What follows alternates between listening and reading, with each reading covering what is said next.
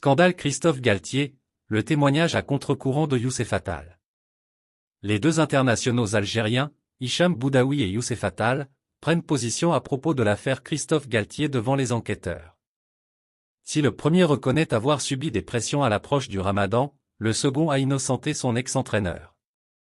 Comme tout le monde le sait, Christophe Galtier est au cœur d'un scandale raciste en France lorsqu'il entraînait l'OGC Nice lors de la saison 2021 à 2022.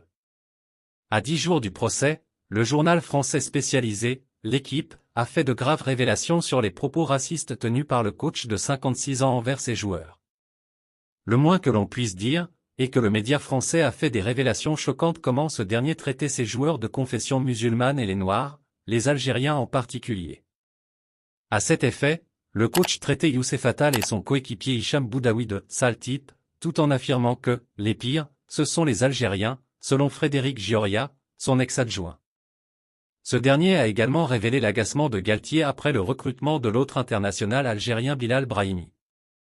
Encore un musulman, je n'en veux pas, on en a assez, aurait lancé l'entraîneur devant son adjoint. Quant à Attal innocente son ex-coach. Selon des informations de « L'Équipe », Galtier a été innocenté par certains de ses ex-joueurs.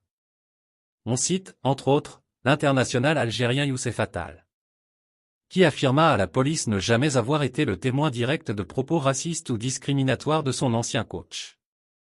Kefren Turam, milieu de terrain de Nice, a également tenu à défendre le technicien marseillais en assurant ne l'avoir jamais entendu tenir de tels propos. En revanche, Hicham Boudaoui a reconnu avoir subi des pressions à l'approche du Ramadan.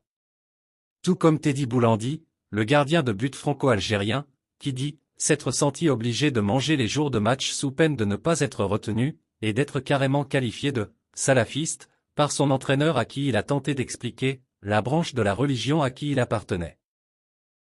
Merci de bien vouloir activer la cloche et de cliquer sur j'aime.